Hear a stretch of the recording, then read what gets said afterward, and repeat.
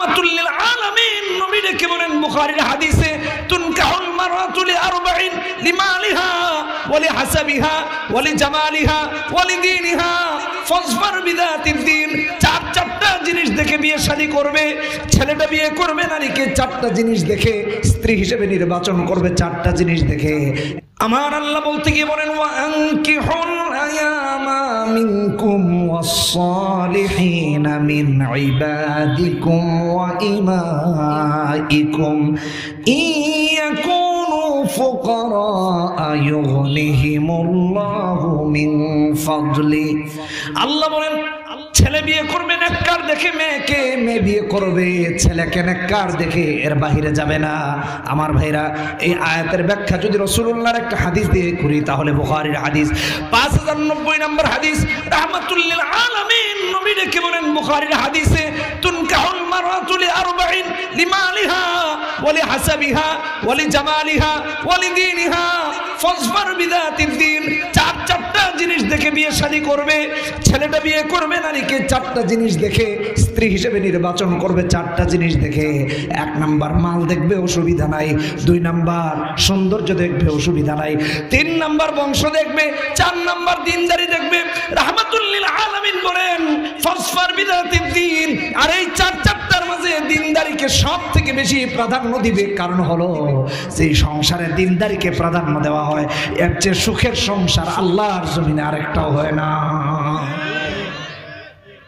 দিনদারিকে প্রাধান্য দেবে, তাহলে স্ত্রী সাবেরা হবে, ধৈর্যশীলা হবে, শাকিরা হবে, কৃতজ্ঞতা আদায়কারিণী হবে, অকৃতজ্ঞ হবে না, না স্বামী না আল্লাহ। আর এখন আপনার আমার অবস্থা, আমাদের স্ত্রীদের অবস্থা, একটা ছোট্ট জিনিস যদি স্বামী তার স্বাবলম্বী অনুযায়ী, তার সামর্থ্য অনুযায়ী যদি নিয়ে যায়, বউ ফিরায় দেয়, হ্যাঁ তুমি এটা আমার জন্য কি আনছো, পাশের বাড়ির ভাবিরে দেখছো ভাই কি দিছে, এটা অকৃতজ্ঞতা, এটা অকৃতজ্ঞতা। আপনার স্বামী আপনার জন্য ছোট্ট হোক বড় হোক যা এনেছে এটা আপনার জন্য নিয়ামত। কথা বলেন ঠিক কিনা বেটা? এগুলো হচ্ছে কি হচ্ছে না ভাই? এটা মুমিনের কাজ, এটা মুসলমানের কাজ। এই জন্য নবীজি সাল্লাল্লাহু আলাইহি ওয়াসাল্লাম এটা নিষেধ করে দিয়েছে। ঠিক তেমনি ভাবে আমার ভাইরা, পুরুষ মানুষ সৌভাগ্যবান হয় স্ত্রী যদি নেককার হয়, আবার স্ত্রী যদি বদকার হয় তাহলে স্বামীটা বদকার। শুধু তাই না, দুর্ভাগা হতভাগা। বলে কিভাবে একটু চিন্তা করে দেখেন। মুসনাদে আহমদের হাদিস, রাসূলুল্লাহ সাল্লাল্লাহু আলাইহি ওয়াসাল্লাম বলেছেন 1368 নম্বর হাদিস। রাহমাতুল্লিল আলামিন নবী বলতে গিয়ে বলেন, মিন সাআদাতি ইবনা আদম সালাসাতুন ওয়া মিন শিকওয়াতি ইবনা আদম সালাসাতুন।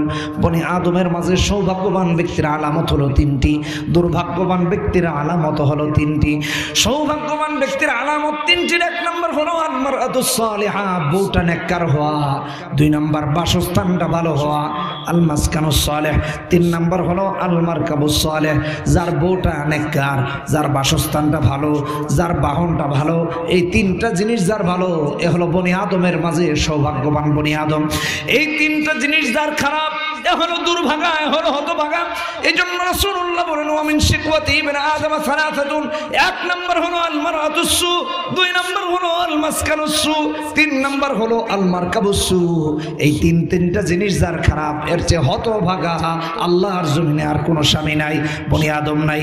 1 নম্বর হলো আল মারআতুস সু, যার বউটা খারাপ, এর চেয়ে হতভাগা কেউ নাই। সমাজ তালাশ করে দেখেন, আজকেই আলোকে আছি আপনি। কোরআন হাদিস না জানার কারণে, কোরআন সুন্নাহর সাথে সম্পর্ক না থাকার কারণে। ভাই আমার, মুসনাদে আহমদের হাদিসের মধ্যে আসছে 2681 নম্বর হাদিস। রাসূলুল্লাহ বলতে গিয়ে বলছেন, মান রাযাকাহুল্লাহু ইমরাতান সালিহাতান ফাকাদ আ'ানাহু আলা শাতরি দীনি ফালিয়াত্তাকিল্লাহা ফি শাতরি সালিহ। যে পুরুষ একজন নেককার নারীকে স্ত্রী করে ঘরে আনলো, রাসূল বলছেন আমি আল্লাহ, আমার আল্লাহ তার দিনের অর্ধাংশ পুরো করতে সাহায্য করবে। দিনের অর্ধাংশ। কিভাবে আপনি আমি দিনদার হব? কিভাবে আপনার আমার ঘরে সুখ থাকবে? কিভাবে আপনার আমার ঘরে শান্তি থাকবে?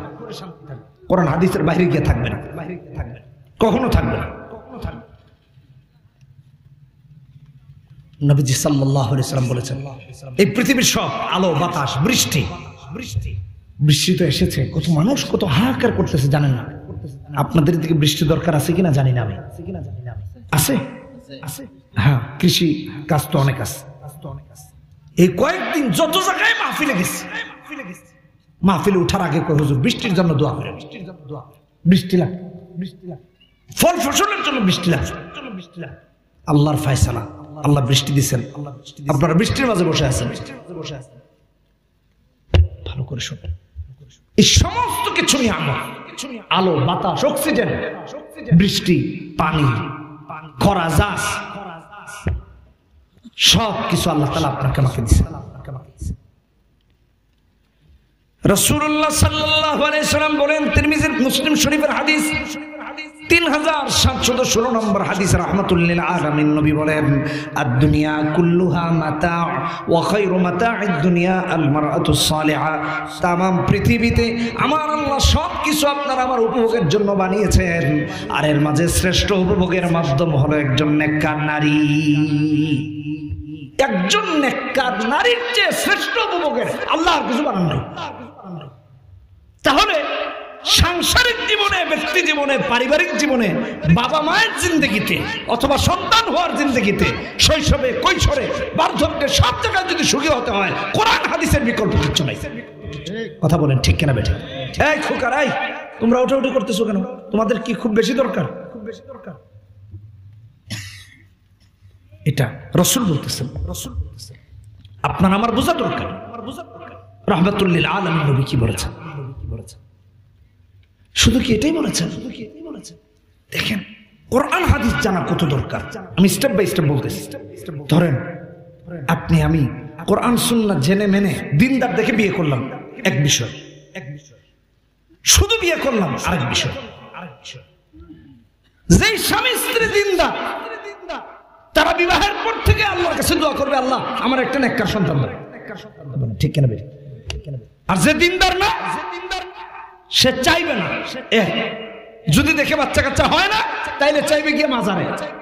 কি কথা বলেন? চাইবে গিয়ে কবরে, চাইবে গিয়ে বাবার দরবারে। কিছুদিন আগে এক সিএনজি ড্রাইভার আমাকে কিচ্ছা শোনাচ্ছে। হুজুর সিএনজিতে 2 যাত্রী উঠিয়েছি, একজন বয়স্কা মহিলা আর একজন যুবতী মেয়ে। যুবতী মেয়েকে বয়স্কা নারী বলতেছে, কয় মা তোমার আজকেও বাবার কাছে নিয়ে যাইতেছি, আর কতবার নিছি, বাচ্চা কাচ্চা হইল না। আজকে যে যাচ্ছ, গিয়া বাবাকে বলবো, বাবা যেভাবেই হোক, যে করেই হোক, আপনার যা মন চায় করেন, অসুবিধা নাই, কিন্তু আমার বাচ্চা লাগবে। চিন্তা করছেন? কাজকে শেষবার নিয়ে যাচ্ছে, বাবাকে তুমি এটা বলবা। সিএনজি ড্রাইভার তো চিন্তায় পড়ে গেল যে আসলে উনি কোন দিকে ঠেলে দিচ্ছে এই মেয়েটাকে। কিন্তু কথাবার্তা থেকে সিএনজি ড্রাইভার নিশ্চিত হলেন যে মহিলাটা হলো শাশুড়ি আর এই মেয়েটা হলো বৌমা। কার কাছে গিয়ে সন্তান চাইতেছে? এই ভাই আমার, সন্তান দেওয়ার মালিক কে? সন্তান দেওয়ার মালিক কে? কোন বাবা সন্তান দিতে পারে? কোন মাজারের সন্তান পাওয়া যায়? কোন কবরের সন্তান পাওয়া যায়? এই শিরক কে শিক্ষা দিচ্ছে? কোরআন হাদিস বহির্ভূত সমাজ ব্যবস্থায় এই শিরক শিক্ষা দেওয়া হচ্ছে। একজন আলেম কখনো এটা বলবে না, হক্কানি আলেম এটা বলবে না। কারাই কথা বলতেছে? আল্লাহ আমাদেরকে হেদায়েত দান করুন, বলি আমিন। জোরে বলি আমিন। মনে থাকবে তো ইনশাআল্লাহ?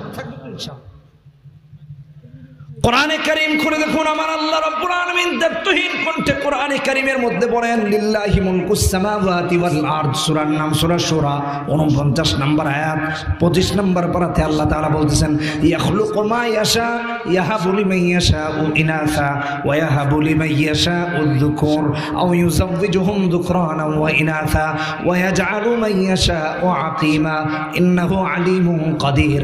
আমার আল্লাহ যারে চান ছেলে দেন, যারে চান মেয়ে দেন, আবার যারা চান ছেলে মেয়ে উভয়টা দেন, আবার যারা চান না তারা ছেলে মেয়ে একটাও দেন না, বন্দা বানায় রেখে দেন। আর আমার আল্লাহ যারা বন্দা বানায় রেখে দেন, তাম পৃথিবী চাইলেও তারা সন্তান দিতে পারে না। ঠিক কিনা ঠিক? তাহলে মাজারে কেন, কবরে কেন, দরবারে কেন? তাম পৃথিবীর মুসলিম মিল্লাতের পিতা ইব্রাহিম আলাইহিস সালাম সন্তান সন্ততি নাই, আল্লাহর কাছে দোয়া করেছেন, আল্লাহ সেই দোয়া কুট করে দিয়েছেন কোরআনে কারিমে। সূরার নাম সূরা সাফফাত 100 নম্বর আয়াত, 101, 102, 103।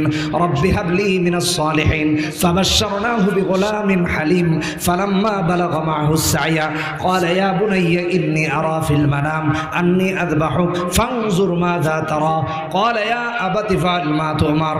পিতা আল্লাহর কাছে দোয়া করেছেন, আল্লাহ আমার একটা নেককার সন্তান দেন। আল্লাহ নেককার সন্তান দিয়ে দিয়েছেন।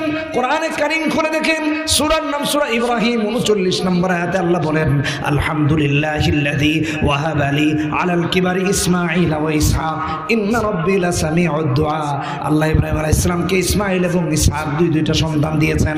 আর আল্লাহর শুকরিয়া আদায় করে তিনি বলেন আলহামদুলিল্লাহ। দোয়া করছিলেন কার কাছে? কার কাছে? পয়গম্বর যেখানে দোয়া করেছেন আল্লাহর কাছে, আপনি আমি কি পয়গম্বরের চেয়ে বড় হয়ে গেছি? যে আমাদের কাছে সন্তান চাইতে হবে, আমাদের কাছে কে চাইবে? এটা শিরক। এটা করে কি? সন্তান চাইতে হবে কার কাছে? এখন এই স্বামীটা যদি কোরআন হাদিস জানতো তাহলে কি মাজারে গিয়ে চাইতো? এই মেয়েটা যদি কোরআন হাদিস জানতো তাহলে যে কোনো মূল্যে বাবার কাছে যেত। সমাজকে আপনি শিরকের দিকে ঠেলে দিচ্ছি কোরআন হাদিস না জানার কারণে। মাত্র এটুক পর্যন্ত আসছে, আমি মৃত্যু পর্যন্ত বুঝাইতে পারবো। জীবনের প্রতিটা নিঃশ্বাসে প্রতিটা প্রশ্বাসে কোরআন হাদিস দরকার। কি ভাই আমার দরকার আছে না নাই? আর একটু বুঝাই, দেখেন সংক্ষেপে বুঝাই। বৃষ্টি তো পড়তেছে অনেক। ধরেন সন্তান জন্মগ্রহণ করলো, আপনার আমার দায়িত্ব কি? ডান কানে আজান দেওয়া, বাম কানে ইকামত দেওয়া। প্রথমত আল্লাহর শুকরিয়া আদায় করা যে আলহামদুলিল্লাহ আল্লাহ সন্তান দিয়েছে। এরপর ডান কানে আজান দেওয়া, বাম কানে ইকামত দেওয়া। আমার ভাইরা বিশ্বাস করেন, বর্তমান যতগুলো সন্তান হয় তার সিংহভাগের কানে আজান ইকামত দেওয়া হয় না। বাবা মা জানেই না। আমি গবেষণা করে পর্যালোচনা করে দেখেছি, আজকে যারা নাস্তিক, যারা মুরতাদ, যারা কোরআনের বিরুদ্ধে কথা বলে, যারা ইসলামের বিরুদ্ধে কথা বলে, যারা হক্কানি আলেমদের বিরুদ্ধে কথা বলে, এদের দুইটা কারণ। এক নম্বর কারণ, এদের জন্মের পর ডান কানে আযান দেওয়া হয় নাই, ইকামত দেওয়া হয় নাই। দুই নম্বর কারণ, কোরআন হাদিসের শিক্ষা দেওয়া হয় নাই। এই জন্য নাস্তিক হচ্ছে।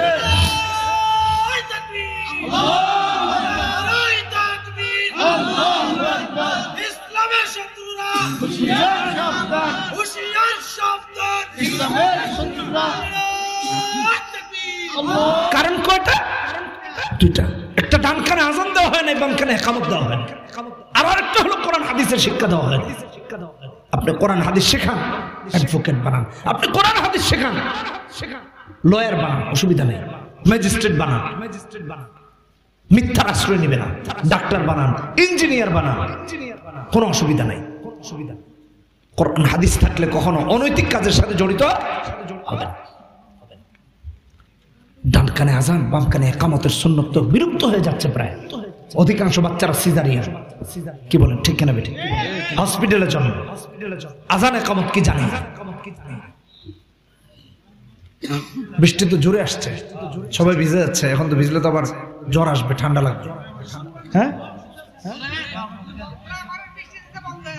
দুরূদ শরীফ পড়েন, আল্লাহুম্মা সাল্লি আলা মুহাম্মাদ ওয়া আলা আলিহি ওয়া আসহাবিহি ওয়া বারিক ওয়া সাল্লিম। আস্তাগফিরুল্লাহ, ইন্নাল্লাহা গফুরুর রহিম। আস্তাগফিরুল্লাহ, ইন্নাল্লাহা গফুরুর রহিম। আল্লাহুম্মা আমিন। ربنا ظلمنا أنفسنا وإن لم تغفر لنا وترحمنا لنكونن من الخاسرين. ربنا آتنا في الدنيا حسنة وفي الآخرة حسنة وقنا عذاب النار. رب ارحمهما كما ربياني صغيرا. اے اللہ এই মাদ্রাসাটাকে তুমি কবুল আর মঞ্জুর করে নাও। মাদ্রাসার মুআতামিম সাহেবকে তুমি কবুল করে নাও। রব্বুল আলামিন এই মাদ্রাসাকে উসিলা করে এলাকায় তোমার খাস রহমত নাজিল করো আল্লাহ। আয় আল্লাহ, একটা ছাত্রকে পাগড়ি পরায় দিলাম। আল্লাহ, দেশ সেরা হাফিজ কোরআন আলেমে দ্বীন বানায় দিও। সারা পৃথিবীর জন্য দায়ী বানায় দিও। এই মাদ্রাসাকে সারা পৃথিবীর দাওয়াতের কেন্দ্রবিন্দু বানায় দিও আল্লাহ। ওলামায়ে কেরামদেরকে তুমি কবুল করে নাও।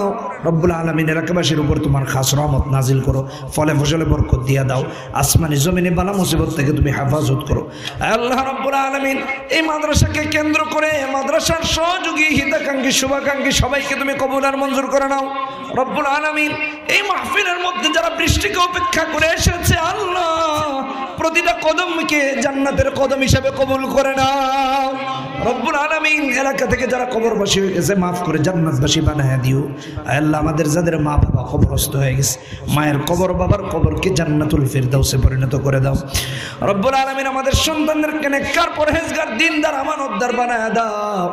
আল্লাহ সেলিম থেকে নিয়ে আরো যারা যারা যোগাযোগ রেখেছে দীর্ঘ জায়গায় এখান থেকে নিয়ে এসেছে আল্লাহ সবাইকে তুমি ইসলামের জন্য কবুল আর মঞ্জুর করে নাও।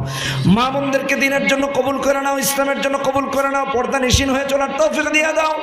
আল্লাহ এই মাদ্রাসাটার সমস্ত জরুরত তোমার গায়বী খাজানাকে তুমি পুরা করে দাও। রব্বুল আলামিন আজকের এই মাহফিলে বৃষ্টি এসেছে অসুবিধা নাই, তোমার গায়বী খাজানা থেকে তুমি মাহফিলটাকে মাদ্রাসাটাকে কবুল আর মঞ্জুর করে নাও। রব্বানা তাকাব্বাল মিন্না ইন্নাকা আনতাস সামিউল আলিম ওয়া তুব আলাইনা ইয়া মাওলানা ইন্নাকা আনতাত তাওয়াবুর রহিম।